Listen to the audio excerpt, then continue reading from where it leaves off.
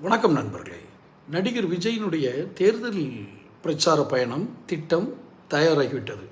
தேதிகள் கூட உத்தேசமான தேதிகளை நம்ம சேனல்லே போட்டிருந்தோம். இந்தந்த தேதிகளில் இந்தந்த ஊர்களிலிருந்து நாம் பிரயாணத்தை தொடங்கலாம் என்று ஒரு ஏபிசின்னு 3 பிளான் வச்சுருந்ததாக நாமளே போட்டிருந்தோம்.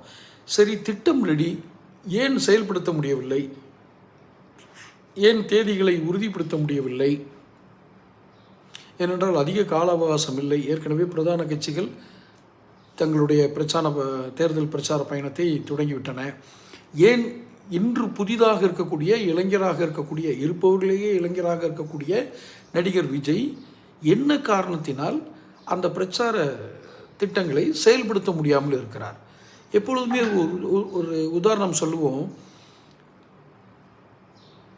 படம், ஸ்கிரிப்ட், திரைக்கதை, வசனம், நடிகர் எல்லாரும் தயார். ஆனால் ஃபைனான்சியர் இல்லை என்றால் அந்த படம் எப்படி எடுக்கப்படும், அந்த திரைப்படம் எப்படி தொடங்கப்படும்?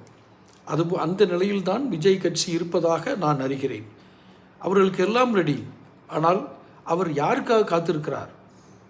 ஃபைனான்சியர் கிடைக்கணும்ல. மிக அருமையான கதை, விஜய்க்கு தெரியாத கதை இல்லை. இத்தனை வருஷம் அவர் திரைப்படத்துறையில் இருக்கார். இன்னும் அவர் தந்தை ஒரு டைரக்டர். அதனால் அவர்களுக்கு தெரியாத திரைக்கதை வசனம் அல்ல. ஆனால் ஃபைனான்சியர் வேணும். அது அவங்க அப்பாவுக்கும் தெரியும், விஎஸ் சந்திரசேகருக்கும் தெரியும். பையன் போகிறதுக்கு வீடெல்லாம் விற்று காசு கொடுப்பாங்களா? விஜய் வீடு விற்கப்படுமா? தேர்தல் பிரச்சார பயணத்துக்காக விஜய் வீடு விற்று கொடுப்பாரா? யாருக்காக காத்திருக்கிறார்? பணம் தருபவர் யார்? கிறிஸ்தவ மிஷினரிகளா, மாவட்ட செயலாளர்களா, இல்லை அருகிலேயே இருக்கும் மாதவ் அர்ஜுனாவா? இதை இவர்கள் சொல்ல மாட்டார்கள். 2 பிரம்மாண்டமான மாநாட்டை நடத்தியவர்கள். பிரம்மாண்ட மாநாடு என்றால் என்ன? நூற்றாண்டை கண்ட கம்யூனிஸ்ட் கட்சிக்கே இவ்வளோ பெரிய மாநாடு நடக்காது.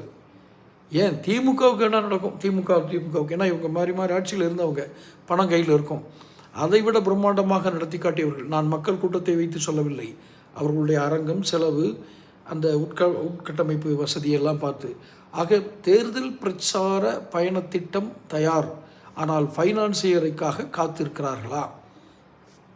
இது நம்மளுடைய கேள்விதான். ஜனநாயகத்தில் ஒரு கட்சியை பார்த்து நாம் எழுப்பும் கேள்விதான். இந்த உரிமை இருக்கிறது, இருக்க வேண்டும்.